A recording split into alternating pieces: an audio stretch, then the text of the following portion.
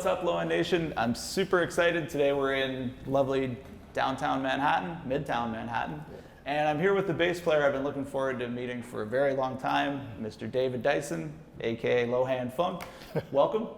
Thank you. Good to be here, man. Good to meet you too. Yeah, absolutely. So, resume, just to get that out of the way off the start. So, New Kids on the Block, Meshell Ndegeocello, Gerald Albright, Lalah Hathaway, Lonnie Liston Smith, and that's like, we're just kind of scratching the surface, right? So yeah, I've been blessed to play with a lot of people. Yeah, Pieces of a Dream. Yeah. Steve Coleman and Five Elements, you know, that kind of Yeah. stuff. It goes on, but and one gig leads to another, you know, and you know, people see you playing with somebody else, and then you end up getting the call to do this too. So it's cool. I like the variety. Yeah, for sure. So you're okay. If I understand right, you were born in South Dakota, but you've basically been in D.C. for since age 2. Yeah. Yeah. My father was in the military. He was in the Air Force. Oh, okay. So we were based out there, you know.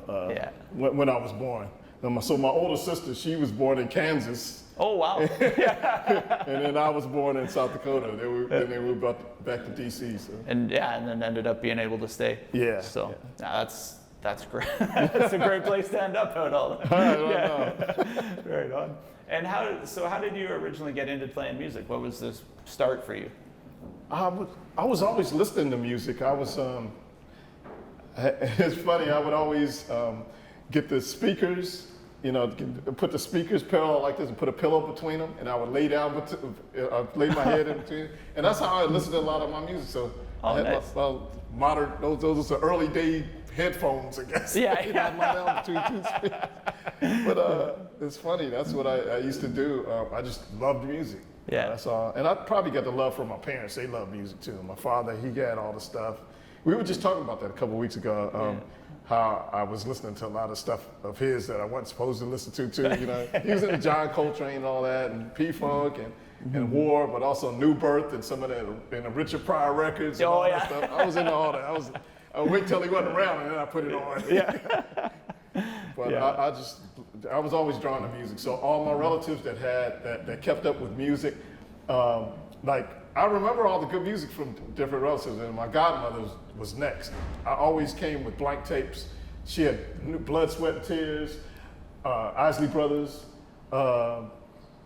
it goes Rare Earth, you know, all that stuff. It just goes on and on. I learned a lot. Dr. John, I learned a lot of music. I got a variety of music from my, you know, different relatives. So it was cool. And I'd come back home, you know, have all my tapes, and I'd have no music, you know, free music. Yeah, lay down in between the speakers again and blast it straight in, right? Exactly. Yeah. All right, on. And so you eventually ended up going to Berklee. Yes. And who were some of the instructors at Berklee at the time you were going? Let's see. One of them passed away. He was an upright bass teacher. I learned a lot from him. And it's funny, he was an upright bass teacher, but he taught electric bass too. Yeah. But John Nabbs, that's what his name was. Oh, okay, John. And he passed away, sadly. But it's funny because he would teach you on piano, but I never saw him. You know, I've seen him on videos or whatever, but in pictures, but in person, I've never seen him on a bass at all. Really? But he taught me bass. But he was, and also it was Rich Appleman. Appleman. Yeah, he was like the chairman. But he was never my teacher, but he was always a good guy. And John Rapucci, I think his name was. Yeah. Oh yeah. He was a good teacher of mine. He helped me with, and it was Ed Friedland. He was probably my first teacher. Oh yeah, Ed's great. Yeah. Good guy too. But John Rapucci, he helped me with that stuff. Came in handy when I was with Steve Coleman and when I was with Meshell and singing backgrounds, you know, like with Michael Franks and Jonathan Butler and stuff like that. Yeah. Because you know, we had to learn how to play and sing, like Oh, you're playing nice. one line but singing another line. So Yeah. that helped me with that, you know. I'm still not that great with it. Yeah, but I that's can a get it. tricky If I know thing. the line, I can work it out and then I'm good, you know. But Yeah. you know, some are easier than others. But I'm Yeah. not like Sting and like Yeah. Jimi Hendrix and Bootsy, where they could carry a full conversation while they're playing and it doesn't bother them at all. It's Yeah. like totally separate. I That, can't. that's do a whole not other me. skill for sure, and yeah, I'm terrible at that too. Not gonna lie. Once we get past eighth notes, it gets trickier. Right. Yeah. Well, it's funny because actually, Steve Coleman, he pushed me to see what I could do that I didn't think I could do, because there was there was a line that we play. I can't remember the song it is, and it's just like a page long. It's like a whole lick, and Yeah. the whole band has to sing it while we're playing. Oh, It's okay. like do it, you know. It's like rhythmically crazy, Yeah. notes all over the place, and so I learned. You know, I had it in my head, but and I wrote it down on paper, and I could play it on bass. But Yeah. singing it while I'm playing, I was like, eh. So we did it live for a while, and I was able to get away with it. They put a mic in front of me, and I wasn't singing. I just act like I'm doing a little bit when I'm playing. And then when he said, okay, tonight your mic's gonna be on loud. You know, because he knew I wasn't singing the whole time. He said, you're singing tonight. I was like, no, I'm not. And he's like, you're singing tonight. Yeah. Singing the line tonight. Like, man, everybody else got it. Why not? Yeah. And so when I did it, and I went through once, and I did it, and I was surprised. I was all happy with myself. I was like, oh, shucks, I can do it. You know, Yeah. so, you know, it pushed me to do something I didn't think I could do, because, you know, it's Yeah. different from doing like a background vocal thing Yeah. and then doing some crazy line, you know, with a lot of rhythms and, you know, changes and stuff. So, Yeah. you know, so I learned a lot on every gig I'm on. I mean, I got something. That's the key, to get something from every gig you do. Yeah, absolutely. Yeah, and we were talking about that earlier, how sometimes it's, you know, not always even, you know, like a player that's maybe on the same level or whatever. Sometimes you're teaching a Right. lesson and a student does something and you go, what? I didn't, that's easy. Oh yeah, I was going to steal that. Right. That's wisdom, though, too, because when you said that, I was like, you're dead on, because I've always thought that, and I've always said that.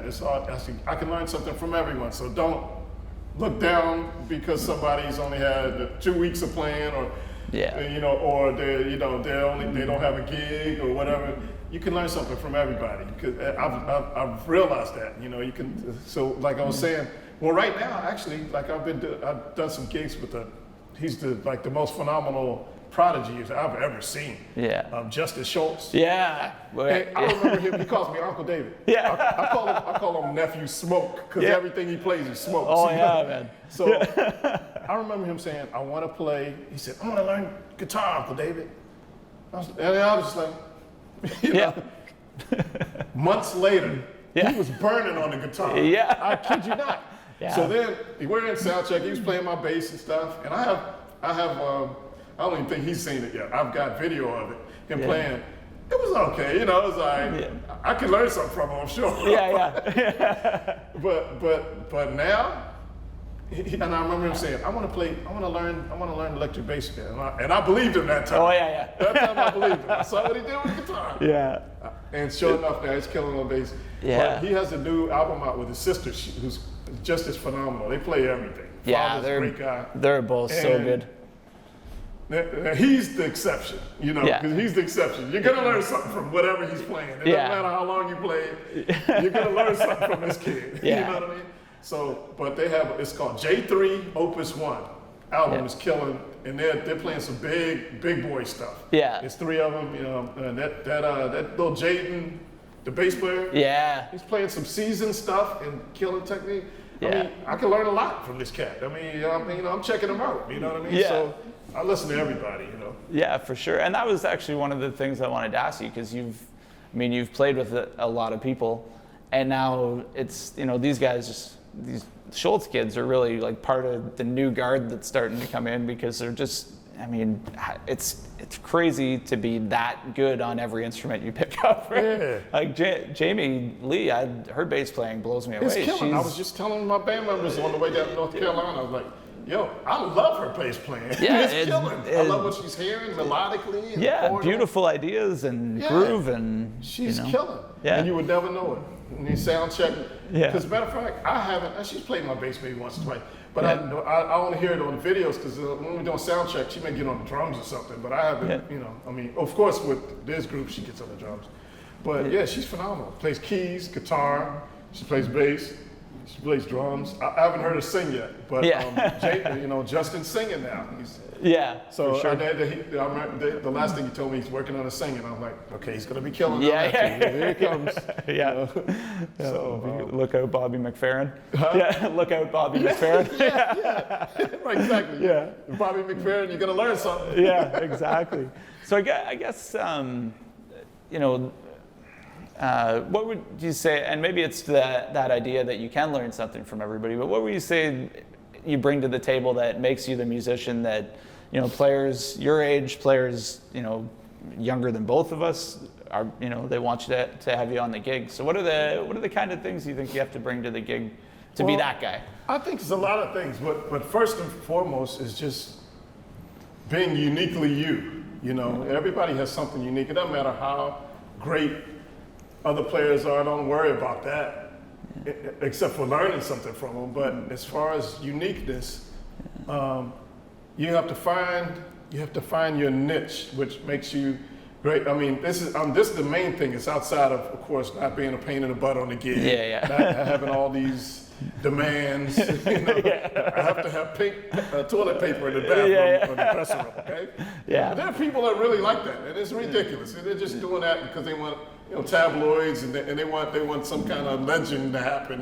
It's ridiculous, isn't it? I have to have a new toilet installed at every venue when I play. I haven't heard stuff that like that. It's just ridiculous. So not being a pain in the butt. Because that doesn't, that gets you, some notoriety, but it's not good, really. Yeah, it's a bad notoriety. But just being a cool person, being understanding, not being too married to having to have a monitor, even though it's important. Yeah. Sometimes you're just not gonna get one. So, and that's another thing, it's okay to get mad about something. It doesn't matter how petty people think it is. It's okay to get angry about it. Just don't express it all like that. Go through your little thing. And I say for myself, all right, I give it about 10, 20 minutes. I mean, 10, 20 seconds. 10, 20 minutes. It might be a fight. 10, 20 seconds, you go through your thing, and then you get rid of it. It's done, and get out of the zone, and do what's best for everybody else. And so that's how I think it gets a lot of stress, keeps a lot of stress away from me, Not getting pissed, not just, it's okay to get pissed about something, but get pissed and then move on. Don't go any further with it. Yeah, it just drags the gig down too if you're, absolutely. listen to somebody complain about the same thing. It's like, well, okay, it's not happening, so. Right, that's it, get over it. And I think that's, probably a part of, especially when you're traveling with people too, because absolutely. And I understand that. It's like, okay, I always do this. And this is something I have to have. I understand that. But you got to know what are the deal breakers for you and get that out the way before you get into that position where it's too late. Yeah. But what makes you uniquely you? I mean, there's a lot of great players, but for instance, the mute picking thing with me, I noticed a lot of people know me for that. I started it. It was just palm muting. And I first seen Marcus Miller doing it, the palm muting thing. But so I started developing. I was trying to do just with the thumb and doing melodies, doing lines, and my thumb muscle got kind of really tired. So then, at the time, there's a killer bass player, good friend and great bass player.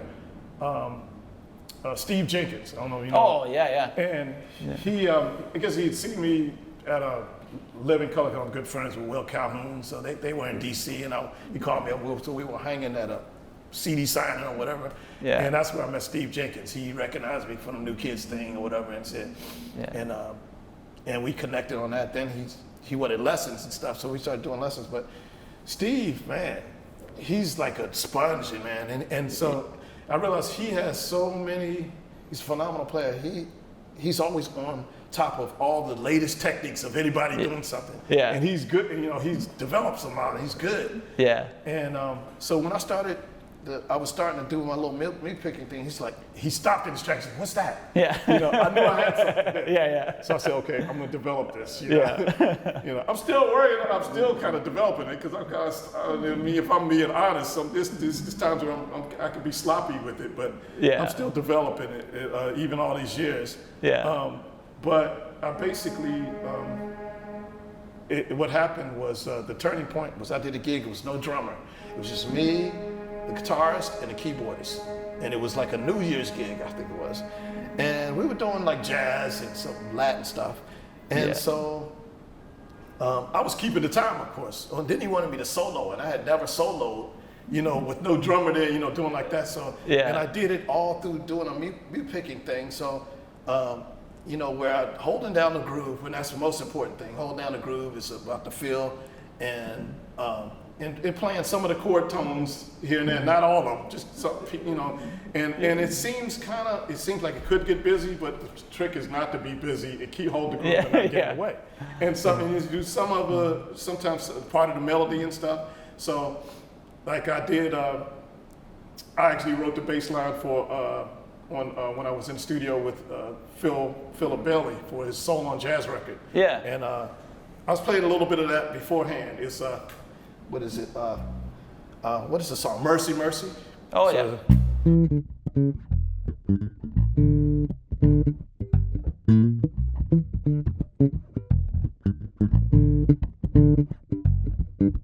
So that's pretty much it, you know. But if you check it out, But then again, I just wrote something on Mace's upcoming summer. Is a single I wrote on Mace's record coming up. And oh, nice. I had to back off. I had to redo the bass track. Yeah. And make it simpler, because it's a lot going on in it, and I didn't want to get in the way. So I said, you know what, that's not necessary. Let me just, you know. So I had to do what's best for the music. That's what's best for me, you know. Yeah. So it's that's key. To being someone by yourself, you don't need a drummer or whatever. Then the beat picking things there, because it's rhythmic, it keeps time. You can add some melody in there, you can add some chord tones or whatever. Yeah. And it's just pieces of things, and it grooves. And well, can you kind of break down the technique for us? Just sort of. I'm doing my best. Yeah. I have an app. I'm not sure. Did I send it to you? I'm not sure if I sent it. I have an app where I try to figure out how to, you know. There's guys that are better at teaching than me. Like Rich Brown. Victor Wooten and Steve's good at teaching too. Yeah. But it's kind of it's the same thing as palm muting, you know. So if I'm doing palm muting, say that's the groove. Yeah. And say that's just palm muting. Yeah. And then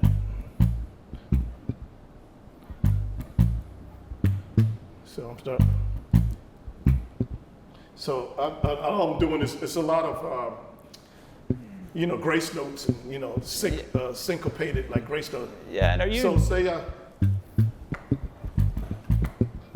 see, I'm just doing that. Yeah.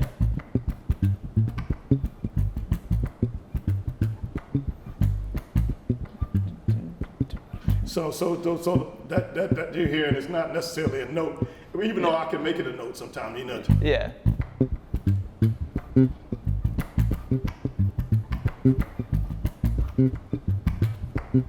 So it's really it's a syncopated. It's kind of a perpetual thing. It's like a perpetual thing. So so I mean, like, I guess the first song that I started really practicing on is something like Blue Bossa, because I was doing the Latin and jazz gigs, you know, and I was trying to figure out so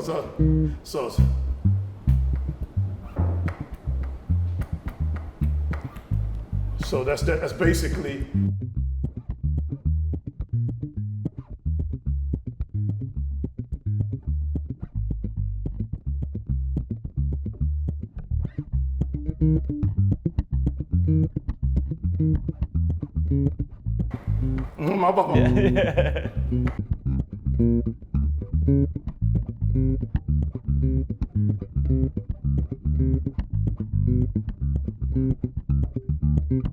So and, you know, I didn't have to keep on that. I could break it up. So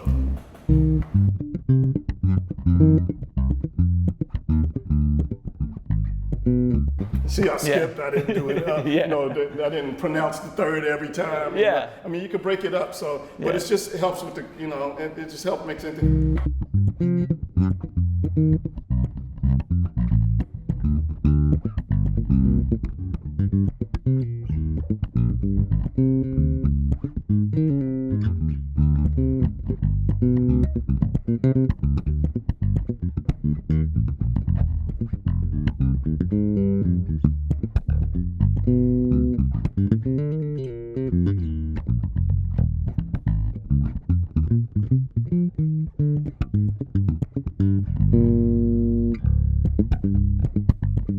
So Yeah. I mean, you can go wherever you want, and you can break it up. It doesn't have to be, the same thing all the time. It's a lot of, So that's pretty much the same thing. So, I mean, that's the essence of it. If you're doing, you can add an extra vibe to it, or kick it up on the solo section, instead of. That's just basic thing. Yeah. So it's just about the rhythm of it. And then add, and where I came up from with that is, I was telling you earlier. Yeah. When I was at Berklee, and the apartment that I was staying at, it was a great drummer named Gene. I want to say Gene Lake. It's not Gene Lake. Why can't he's out of Philly? Now I can't even think his last name. I keep thinking Gene Lake. I'll think of it. He played with Herbie Hancock. He played with Dave Holland. I mean, he's bad, but played with Kevin Eubanks. The Monsters. Great drummer. Yeah. And we played chess at the end of the day all the time, and he just didn't want to hold my bass, and it wouldn't even be like no notes. He didn't know any notes. It was just all rhythmic, and I loved what he was doing rhythmically. So it was just his vibe.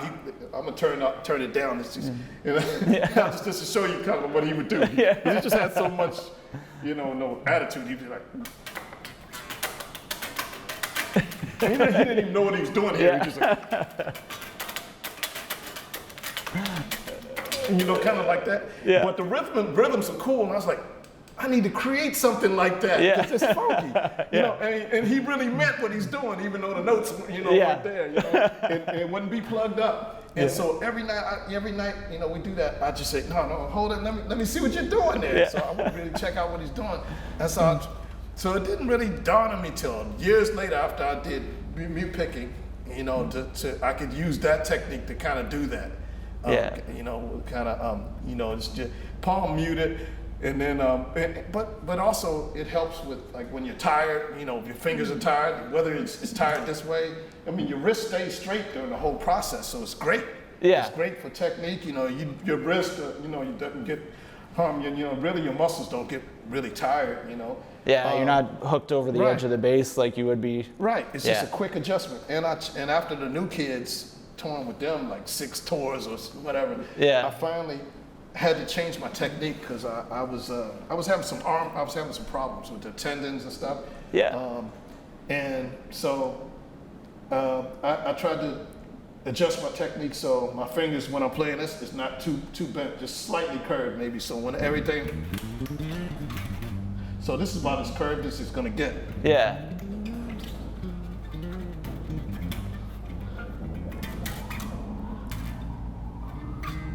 So I just have to switch from this. Say I'm doing that.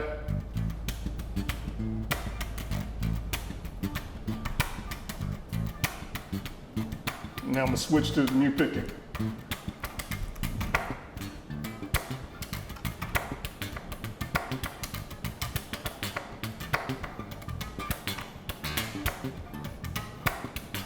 So it's combined with like, pull offs and stuff like that. You can break.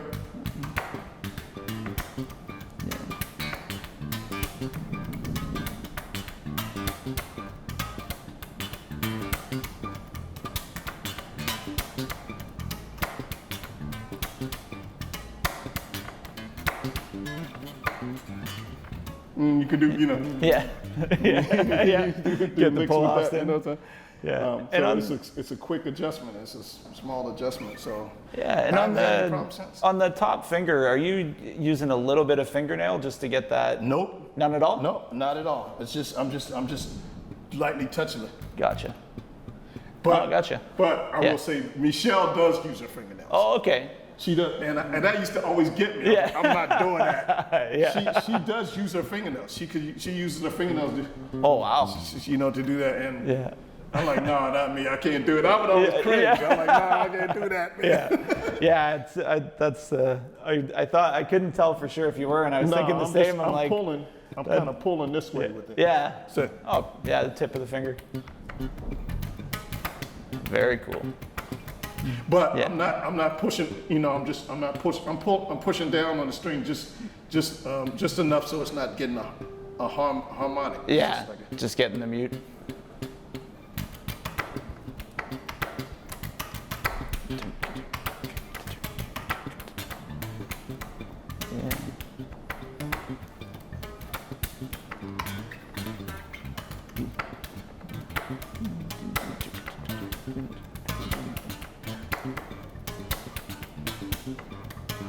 And so, I mean, so you could just come up with whatever groove you come up with and figure out how you can add it to that. Because I used to just practice with a drum machine, just run it, let it run, Yeah. loop on loop, and I would like switch up the groove, like maybe every 32 bars or whatever. Yeah. And so that's why I could just come up with a groove. It doesn't matter what key. If you just say the key, doesn't matter. Yeah. So everything's spontaneous.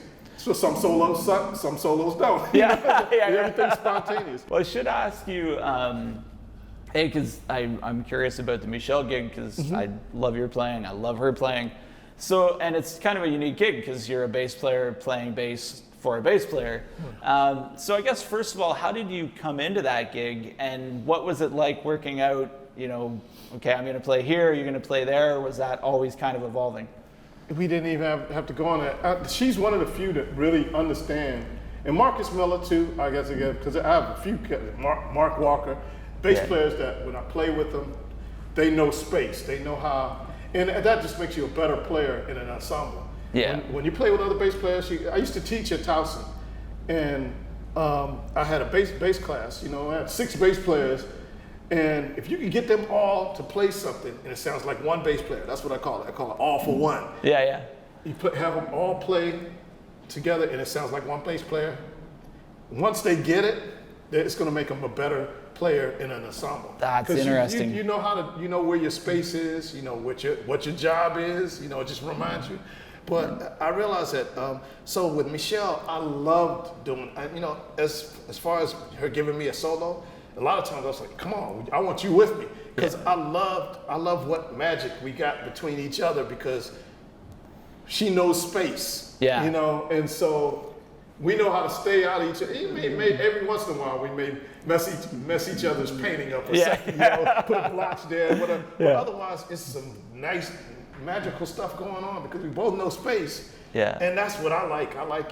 And that's the whole thing with the what I call interlocking, like an interlocking groove thing. Yeah. I like that better than sticking with the kick. I mean, even though that's solid. Yeah. And I'm of course I'm all with that. But some of my favorite grooves are in the bass groove is in between the kick. Playing around it. And so it fits kind of like congas do with the drummer. Yeah. But so I'll get back to what you were saying. Yeah, for sure. I'm sorry. Hey, all good, man. So it was great. Now she wanted another bass player because she wanted to be able to sing and have that freedom singing. So that's the first thing. Now as far as her seeking me out, I met her a long time ago when she was playing with Little Benny and the Masters. It's a go-go group back home in D.C. And that's when I first met her. Federico Pena, the keyboardist, he introduced me to her. Okay. And then shortly after that, she went off to New York and then she got a record deal. So Federica had called me and said that while I was out with the New Kids, I got in town. He said, we're going to be in town with Meshell in D.C. I can't remember where they were playing. And he said, Meshell wants you to come down. And I was like, I don't know if I had a gig or I just was tired. They wanted. I said I couldn't make it, and then he called the next day and said, "Hey, now we're going to be in D.C. at wherever it was," and he said, "She really wants you to come through." I was like, "Okay, cool." So I came, and afterwards we went in the dressing room, and she started asking me. She said, "Yeah, I've been checking out what you're doing with new kids. I really like it and this and that. I like what you're doing." And she was just asking me a bunch of questions. So then shortly after that, she came to my gig I was doing at the time with Marshall Keys at the Ritz in Frederico. And so she came to the gig, and I've never had anybody do this. She stooped down beside my amp the whole gig, just listening on the stage. Oh, wow. Never had anybody. I was honored. I was like, did I do something wrong? But she was stooped down beside my amp the whole time, both sets. And, wow. And then afterwards, and we talked in between, and then afterwards she was asking me, then she bet, and I had seen her in New York. She was doing an interview, and I walked in like Sam Ash or Manny's or wherever, and somebody's knocking on this glass door, and I look over and she's waving, interrupted her own interview. That's cool. So when I saw her, then she said, "Look," so she called me, and I was glad she called me at a perfect time, and I had just left the Steve Coleman gig, and she called and said, "Perfect time." She said, she asked me what a lot of people do. She said, "When are you going to play with me?" And I'm like, "All you have to do is call me." Yeah. All you have to do is call me. A lot of people say that. I don't know why. Yeah. When are you going to play with me? Yeah. Well, this is a business. Yeah. Just call me. Just hire me. Yeah. So she called me, and it's cool. Of course, she has her sound, and I have my sound. Yeah. So her sound is more of an old school passive thing. Yeah. And she called my sound, what did she call it? Cyber-based sound.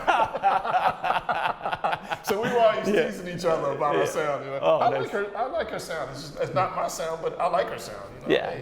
And I'd like to use that sound on certain recordings too. So it's not. But we mess with each other. But so we had no problem with that, and I knew how to stay out of her way. Yeah. And it sounds like at that point too, she's kind of just trusting you to vibe with the music and go where it takes you, and she's just happy if you follow that. Right. No, she never told me. There might be a certain line that they changed up. So I will say, first rehearsal. So they gave me the tapes and everything, and live tapes and studio stuff to learn. I came up to New York. I was ready. I felt somewhat confident. I pretty much had everything. I'm like, all right. You know how you're kind of on edge until you play it all. And you're like, all right, yeah. Instead of on until the first show, you're like, but this is the first rehearsal before the show, before the tour. So I'm like, okay, I know it's going to be something I don't know, or maybe I don't remember. But so when I get to rehearsal, pretty much everything that I had learned, all the arrangements, pretty much throw it out the window. She wanted something else. I'm like, why did y'all send me this? Yeah. So now I'm stressed out again because I'm the new member and I don't know what they know. Yeah. But you just gotta. So I had my little 10 to 20 seconds of anger. Yeah. And then I got rid of it and said, let's just do it. Yeah, for sure. Yeah, that's an awesome way to look at it too. Like, okay, well, I really like that, 10 to 20 seconds, get it out. But and move on. Some people say, just petty, don't stress over it. Yeah, don't stress, but it's okay to get mad about it. It doesn't matter how petty it seems. Yeah. So even if it pisses you off or something, it's, it could be something stupid, like somebody cut you off or when shoot, that pisses me off. Yeah. So, Yeah. And so when I'm in my car, there's things that somebody does that, the carts, they don't put the carts back, the grocery carts back, and then roll off and hit your car. Yeah. It only takes a little bit of energy to be a decent person and put the thing back. And not leave it for somebody else to do. And so that annoys me, but it's like, get over it. Either put it back yourself or keep driving. Two choices. I guess, and I don't know the history on this, but I know Gene Lake is a Steve Coleman alumni. Yeah, he was there before me. Sean Rickman, he left, and Sean Rickman was there when I came in. Oh, okay, yeah. And Gene was also on Meshell's gig. Yes, he was. So you guys were on that gig at the same time. I've seen a lot of that. So, and I wasn't quite sure if you guys had met during the Steve Coleman gig or if you just kind of. We met in Berklee. Oh, really? Yeah, we knew each other. We knew each Yeah. other long before that. We met in Berklee. Yeah. He had a band he was doing. They weren't I wouldn't call it rival bands. It was just different band, you know. Yeah. He had a band. It was kind of like that he was in with another guy named Quentin Rubin. It was kind of like a Prince type joint. Oh, cool. And then I was in a band with Will Calhoun. It was called Dark Sarcasm. It was kind of like Living Colour before Living Colour, but Yeah. more funk edge and more fusion edge. Yeah. Yeah. Cool. And more jazz edge, actually. It was more. That's heavy on the rock. Ours had a rock edge, but it had more funk on the bottom end. Yeah. And, I'm hoping those 2-inch tapes will. He's gonna release them someday. I'm hoping he release them because we did some recording of our own original material. Oh, yeah, that'd be really So cool. someday, we talked about that last week. I'm hoping someday he'll release those. Yeah, keep me in the loop on that. What's that? Keep me in the loop on that. Oh, you got it. Huge Living Colour fan too. And I guess that was another thing I was curious about. So the New Kids on the Block gig came up fairly quick after you were done at Berklee, I believe. And Yeah, how did that whole thing come together? Well, I remember I had a gig that day that I got called to come into the studio. It was a cold, slushy day. I remember that in Boston. And so I didn't want to come back out. But I got over it. Yeah.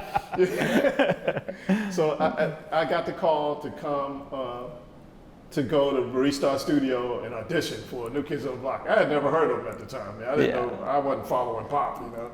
So,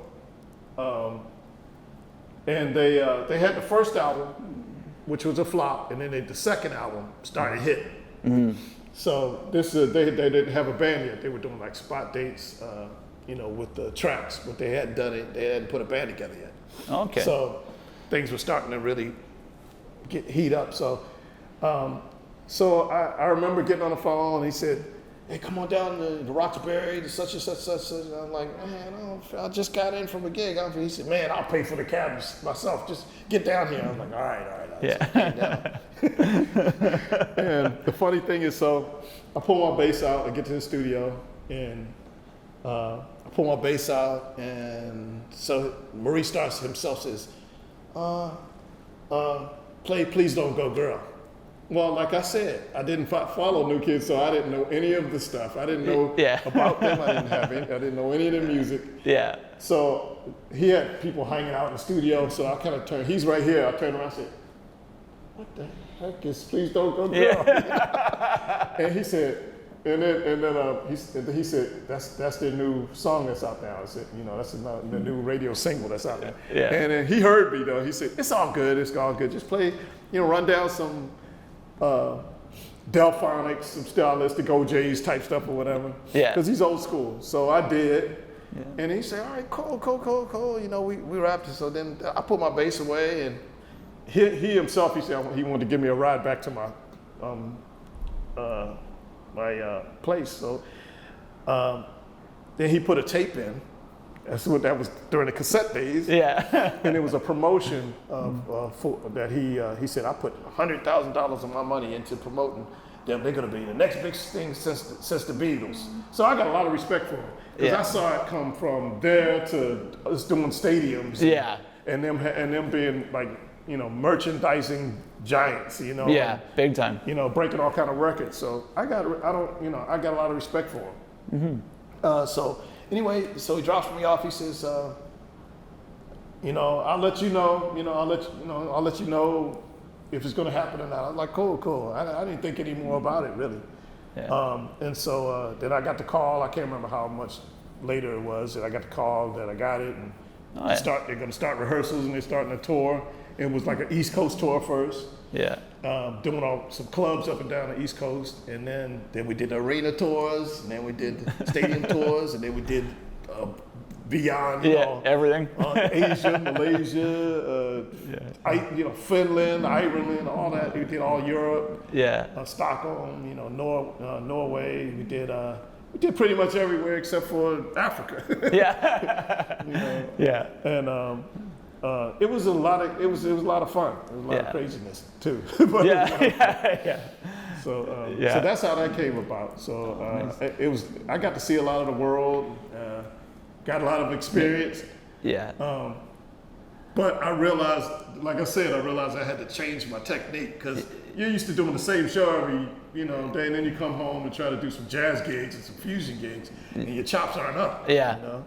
Yeah, road chops set in, and That's right. yeah, you know the stuff that you know. Yeah. I remember the turning point. I was driving home on the Baltimore-Washington Parkway, and I had my arm like kind of in my lap like this, and I didn't really realize it. And then I was like, why's my arm like this? And it was in pain. And I was like, okay. And it's a combination of you just using the muscles too much. It's a combination of playing, technique-wise, combination of, I'm gonna be honest, video games at the time. Yeah. Because I was a video game junkie at the time. Yeah. So it was like 4 or 5 nights a week. Yeah. And I brought my video games on the road. So. Yeah. Original NES. Huh? Yeah. The Nintendo. Yeah. Shoot. Yeah. Nintendo, Super Nintendo, Yeah. PlayStation. Yeah. PlayStation 2. Yeah. Xbox got too big to take on the road. Yeah, for sure.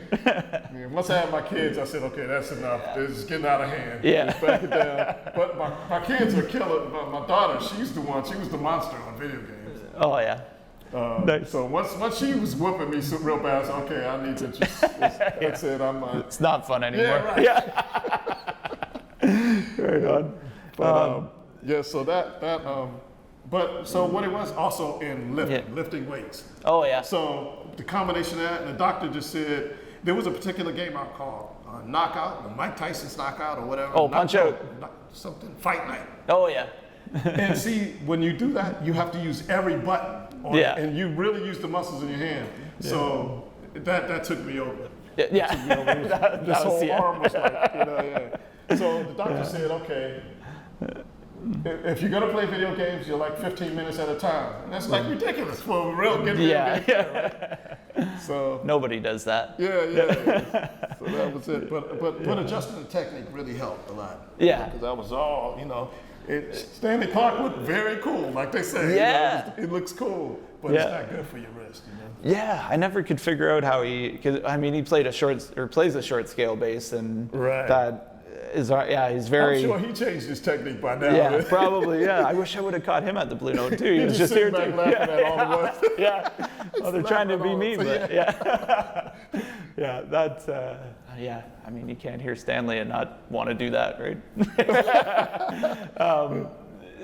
And you were the musical director on the New Kids gig. Mm-hmm. And was that off the start, or did that just come about over time? I was just a bass player at the beginning, but I was just a bass player, and the musical director at the time, he was. Now I'm not making fun of him when I say this.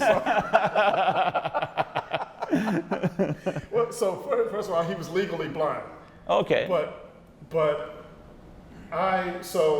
when you're on the stage, you got to make sure everybody's looking at you and everybody's, Yeah. So I was, even before, when he was musical director, I didn't have a good example of what a musical director is supposed to be. Gotcha. I went to Berklee, but I didn't really, that wasn't a class for me at the time. I didn't know how to be a great musical director or nothing. It just got thrown in my lap. Now all of a sudden, the manager comes and says, all right, well, you're kind of like on probation, we're watching you, you're the musical director, we're watching to see what you do. But they saw that I was giving the cues anyway. Yeah. So I was kind of like the musical director even before I was a musical director. Yeah. And then when they gave me the title, then I was like, okay, I really got to do this now. Yeah. I really have to. Yeah. So, because he was banging away at the keyboards and his cues are coming up, and I was the one giving them really. Yeah. No disrespect to him, but I had to learn kind of on my own what to do. Yeah. So, I think I did a pretty good job. Yeah. I had control of the band. Yeah. I had to establish some things from the beginning. Yeah. That's one thing, and nobody told me that, but I had to do it. I recognized, because by that time, they were pretty much feeling themselves. Yeah, for sure. So somebody coming in that's not a musical director yet, you kind of like, but I knew them. I had to establish it. Yeah. Like, all right, I'm going to be respected. You understand? Yeah. You know what I mean?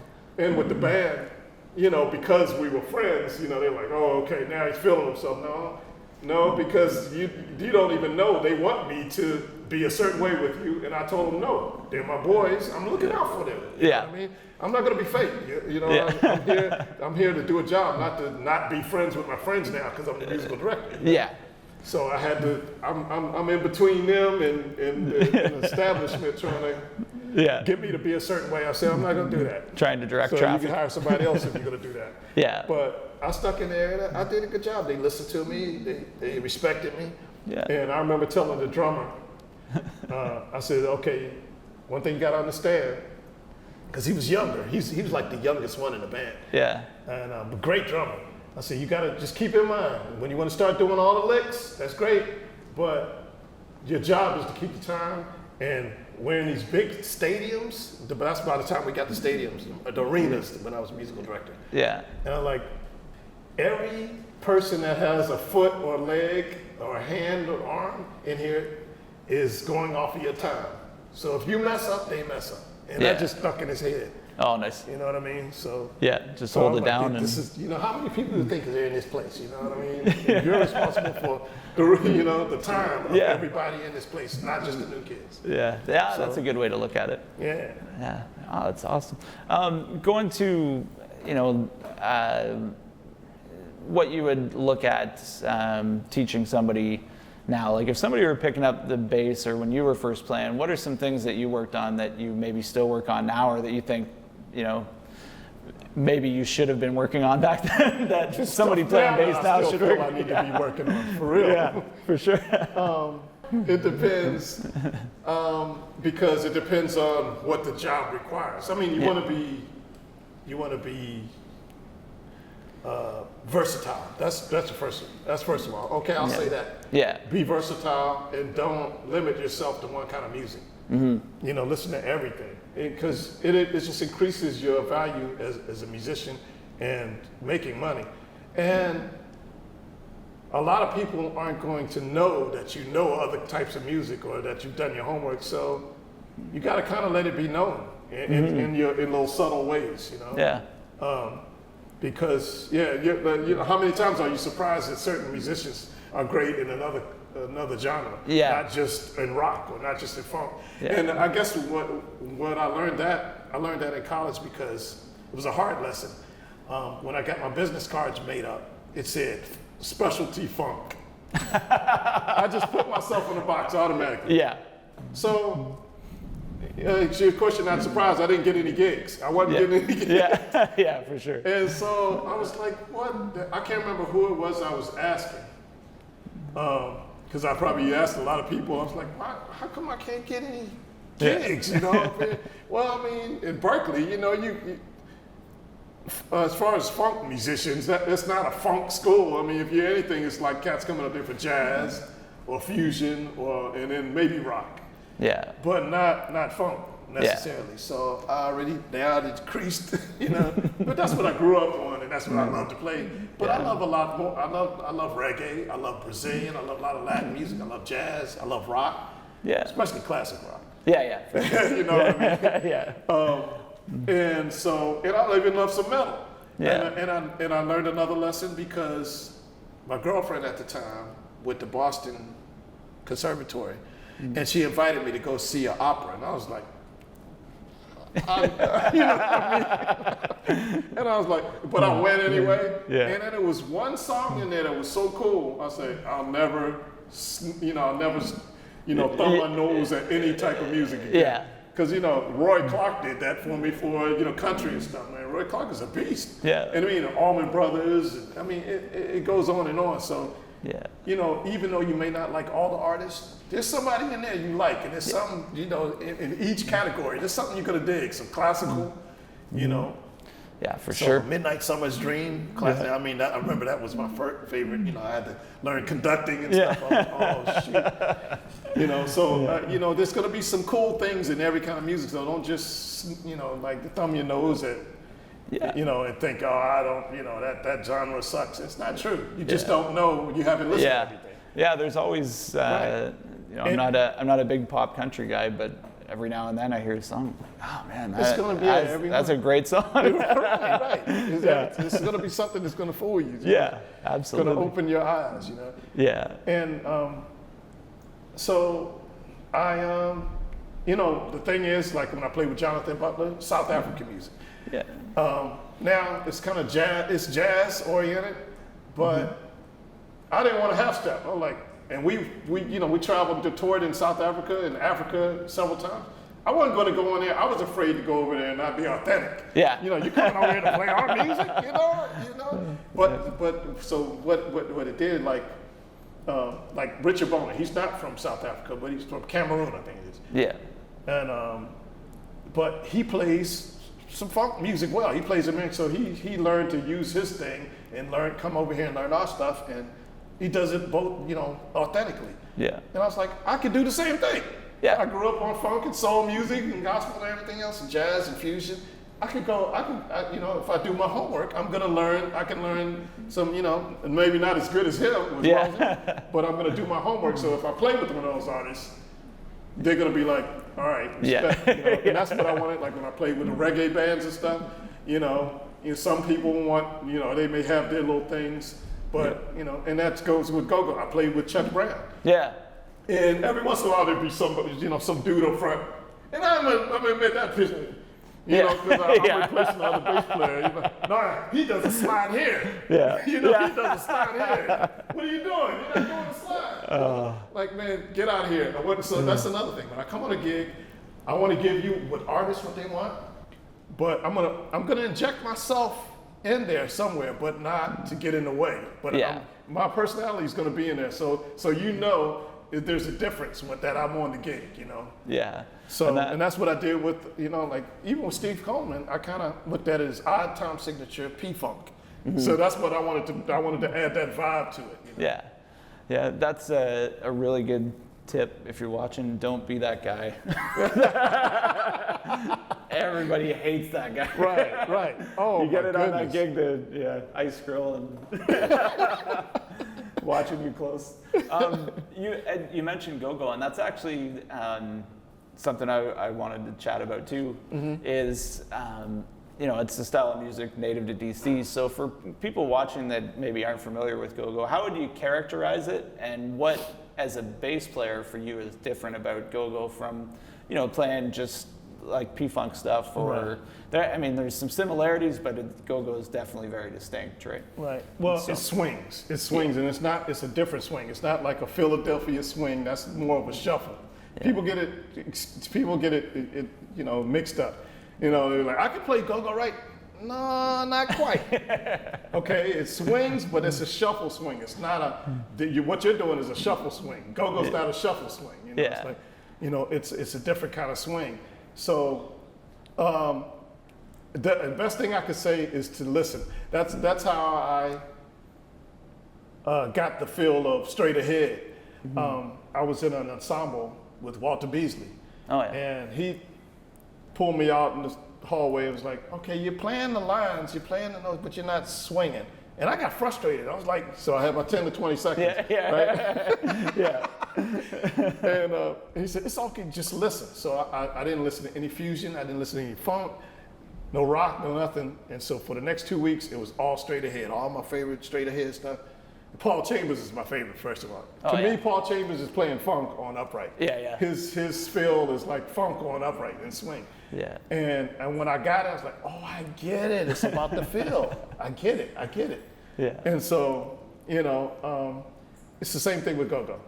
It's about the feel. So, I can't, and that's the best I could tell you. That it's not a shuffle swing. Yeah. But it is a swing. It's a swing that you feel like this. Yeah. You're not gonna feel a shuffle swing like this. Yeah. That kind of thing. That's what it is. I can hear the drum beat just from that body motion. Yeah, but I grew up with it, and I played in several go-go bands. Even recorded something a long time ago with Mighty Funky Tears, So I played with Sluggo, Oh yeah. So, I played with a lot of go-go bands. And I grew up with it, And some people can take it, some people don't. To a lot of people, it's probably like reggae. They can only take it for so long. And Yeah. Well, I like a variety anyway, so I'm not going to listen to reggae all day. I'm going to listen to reggae for a couple hours when I'm on the grill. Yeah. And sometimes when I'm on a trip, I just may feel like throwing on some reggae, so I'll throw on my favorite reggae stuff. But otherwise, it could be anything. Yeah. But it's I could say so. But you want to swing it. It's not straight eighth notes. It's a swung straight eighth notes. So let me see. So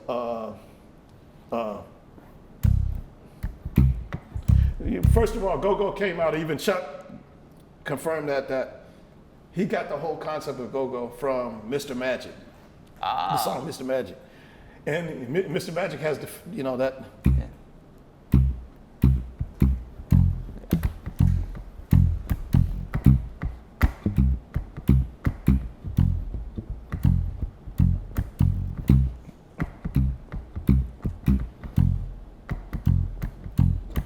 So as long as you swing whatever you play, so it could be one of your favorite songs, like that song "Hello." There's a band, I can't remember the name, back home, and they did a version of "Hello" that's killer. I think is it Backyard?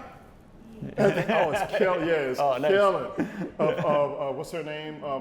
The female that wrote that sings "Hello." Can't remember her name. Oh, Adele. Yeah, Adele. Yeah. Hello from the Other Side. Their version is killer. You nice. gotta check it out. Okay. You can get it online too. Yeah. Oh, nice. But it's just swing. You don't do, it's nothing, and that's for drummers. It doesn't matter what part, everything has to swing. So the fills have to swing. Yeah. I remember playing with a drummer in Sluggo. He was a killer drummer. He played with P-Funk too. Oh, nice. But he didn't get that full concept. I didn't like sometimes he would do a fusion fill, trying to do, Dennis Chambers stuff. You can't do that you could do a, intricate fill, but it has to be swung. Yeah. And he would do like a crazy double foot pedal thing, kind of rock feel. Yeah. And then you can't do it. It has to swing. It has to swing. You're messing up. Yeah. Yeah. No, you're messing with the groove. Yeah, you're messing up all these feet and legs in this room. They're counting on you. It's a swing. Yeah. Well, it seems like something that to learn properly, you kind of have to immerse yourself in it. And listen, you do. And obviously being in DC helps, and watching people play it. So it's a style of music that gets talked about a lot of places, but it's not understood very well outside of DC, I don't think. Right. And, you just have to listen. Like Walter Beasley told me, you gotta listen. You just have to listen. You have to sit back and listen. Yeah. And it's funny because Chuck Brown, he would always get nervous when when we weren't home and it wasn't a lot of people of color there. Yeah. So he's like, oh shucks, and he would, it's funny, Meshell would get like that, and only when I'm performing with her, when we're in New York or in DC, she gets like that. It had nothing to do with color, it's just, that's where she lived. So she would get nervous if she's playing in New York and in DC. And so she would mess with us. She'd take it out on us. I'm like, don't come over here with that. But I would try to get her out the zone, actually. I'd be like, come on, get out the zone. Get out the zone. Yeah. It's just another gig. Yeah. Yeah, that hometown show can really get into your head for sure. You got to get out of the frying frame. Yeah. I would try to get her out as best I could. Yeah. But Chuck, he would get nervous. And then after the first two bars, he's good. Because once we started off, after that fill, the drummer does the first fill, and then it gets into the groove, all the heads are bobbing. And then now he's back to his old pop again. Got him. Yeah. Nice. I've seen it happen. So, but even at his level, he would get nervous. Yeah. But even before I gig with him, I heard him. I have tapes of him in Japan and in London cranking. Yeah. So why would it be any different? A couple towns over, a couple states over. Come on, man. For sure. You're gonna be fine. No doubt. The question I meant to ask you earlier, but who were the first bass players that really inspired you? Is there somebody that you remember right off the hop where? Oh yeah, before I even played bass. Yeah. It was Louis Johnson, Larry Graham, Yeah. Rusty Allen, Oh yeah. Yeah. and Bootsy, and Verdi and White. Oh yeah. Yeah, they all like those cats. That's what I was listening to at the time. And anybody on any of the records coming out, any of there's a lot of names I don't, but I was listening to everybody. But those are the main ones. I remember wanting to be like Bootsy. Yeah. Before I even played bass, I was standing in front of the mic. I thought it was a mic in my hand, but it was actually the vacuum cleaner. Oh yeah. Yeah. And then I had a bat with a belt tied around it. Like that was I'm serious. It went around my shoulder, around the belt. That was my bass, That's amazing. And I tried to stand like Bootsy, Yeah. Yabba dabba doo. So yeah, that was those were the cats I was really listening to. But it was Louis Johnson. When that first record came out, that was the catalyst. Yeah. When Look Out for Number One, when I used to stare at the cover, and that was the point which I realized that, because both of their guitars on the front. Yeah. His brother George has the 6 string, and he has the 4 string. And I was like, oh shoot. So I studied the difference. Yeah. His strings are thicker. Yeah. He only has 4 strings. I was studying all that, and I was like, okay. So then later on, I had to find out why. Yeah. Of course, the thicker the string, the lower the note, and so on and so on, and Yeah. But that's how I learned. Just read the liner notes and the old school way. But Yeah. Louis Johnson, he was the one that did it. That was the catalyst. Yeah, for sure. What's not to love, right? Yeah. Love Louis. Yeah, absolutely. I have some fairly, these are shorter questions. So, I'll try to give some fairly shorter answers. Oh, no, I'm sorry. No, all good there. But if you could only pick, if you had one bass album, that was the only thing you could listen to for the rest of your life. It's not gonna be real old. It's gonna be in the middle. Oh, cool. It's gonna be Marcus Miller, The Sun Don't Lie. Oh yeah, heavy. Yeah. Yeah. Sun Don't Lie. Yeah. Yeah, that's classic. Yeah. It's a lot of them. Oh yeah. But Yeah. I think for me, it was too many things that were beautiful across the board, from the way it was recorded to the way it was mastered. Even now, people that I played with that are on there, I'm like, oh, I didn't even realize I was so into just it being so great. Yeah. Or the music and what was played. I was like, oh, dang, I didn't even realize Jonathan Butler played on this. And Yeah. Yeah. as much as I played with him and recorded and toured with him, I never even realized that was him playing on that. I recognize the sound now. Yeah. But before, it's just such a great album. I'm just listening to, as a great producer does, Marcus picked all the right people for the songs. Oh yeah. Yeah, I mean, he's as good at composing and producing as he is at playing, right? So, yeah, I think a lot of people, that album's probably pretty close for a lot of bass players, I would think. Yeah. What are There's a couple other favorites though. I mean, like, I won't go into this, but like somebody that a lot of people don't know, Guillermo Vidala, Bato, what's it called? Bato Pill, I think it's Piel. He's a South American bass player. His name is Guillermo Vidala.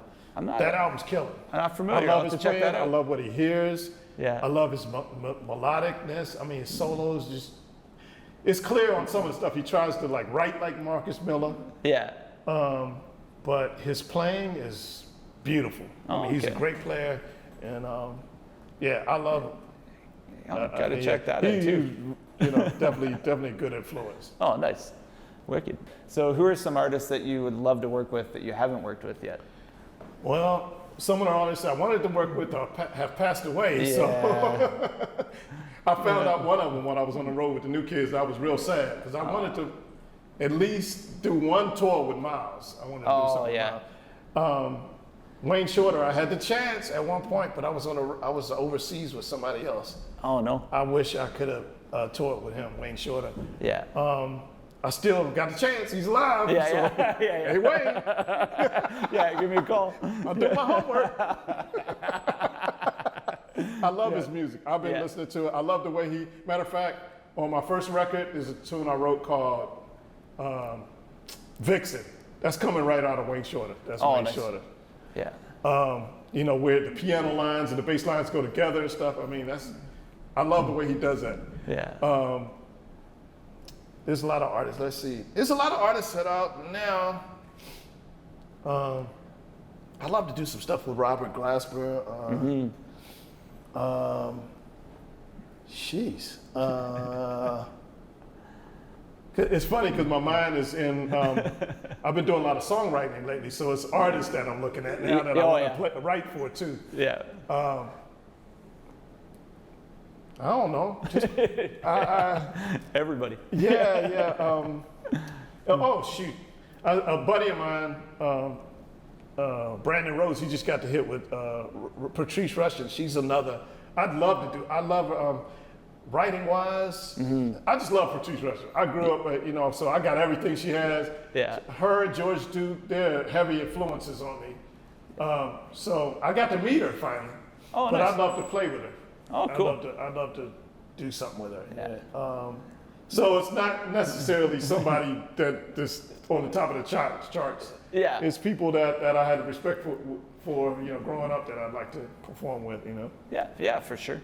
So I guess that's a good question, especially, you've been playing music, like I said, for quite a while, and you've managed to play with a lot of amazing artists. So out of that whole, arc of a career, what's the one thing that you're most grateful for over that time? The chance to be able to experience doing music on a high level, whether it be technically and musically, or whether it be monetarily, as far as visually. I got to do it both, and I've turned down big gigs to do gigs that I knew I would really enjoy before. Nice. People I've met, I've got to meet a lot of great friends, a lot of great players, got a lot of great people, got to see a lot of beautiful places, a lot of countries. The experience of just traveling abroad, the different people, different experiences, different food. Yeah. I love food. Yeah. That's clutch. Right. The experience, it's everything. The experience is everything, and it's funny because, when you tour in Europe, it's things you like better, and it's things you'll miss in the States. And then when you come back to the States, it's things like, well, shoot, in Europe they had this. So it's nobody can just, that's the spot. Yeah. It's always going to be something you're going to miss. Back from home, one place to the next. Everybody, and that's the thing on the road. Just doing, mom and pop cafes and diners. It's always one thing they have that's killer. It might not be overall good, but you got to find that one thing that's really good. That pecan pie is the best that you ever had. So I like doing stuff like that. I like finding places like that. You just reminded me of something that I read, and I got to get you to confirm this. I read that somebody has named some pies after you. Did I read that properly? No, it was some cheesecakes. Cheesecakes. I did have a lot of cheesecakes. Yeah. Unfortunately, one of the partners passed away, and that's when it all fell through. And it was, it was really sad. Yeah. But not because I don't get the cheesecakes anymore. because he was a really good person, Yeah, for sure. Really cool people. But I did. I had a couple cheese. I forgot all about that. There's only a couple people that still tease me about that. Oh, fair. It was like, this dude is a real foodie. He even had cheesecakes named after him. Yeah. They were really good, though. It's a person out of, I call her Top Chef. And who knows, maybe she'll get back into it. But she makes great cheesecakes. She made one called, when I was in North Carolina, and she bought one of them. And since I was with Pieces of a Dream at the time, she bought it and called it Peaches of a Dream. Oh. It's killer. But her white chocolate raspberry cheesecake, I never had better. Oh, yeah? Yeah, and I had a couple of them. I had one called Tropical Supreme. That was one I put together. It was pretty good. And then there was, I can't, see, you got me. I'd have to go back and look at the things, the pamphlets and stuff. Yeah. But yeah, man, it was a point My freezer was stocked with cheesecakes, different cheesecakes, man. Full cheesecakes. So the love of food's definitely not a new thing. It's been around. No, nah. I'm just, it's all in moderation though. Yeah. Because you can still enjoy, just all in moderation. Yeah, for Because sure. otherwise I'll be. Yeah. Yeah. Me too. Right on. Well, I think that's great. I'm glad that you came in to hang out with us today. Thanks so much for sitting down with us. Thank you, And man. Great to It's have my you, man. honor. Thank you for letting me run my mouth, man. Yeah. Brought up a lot of stuff I forgot about it. Yeah, man. That's what these are for. So, and yeah, we'll do this again sometime. So. Absolutely. Right on. All right, thanks a lot, man. We'll see you guys later.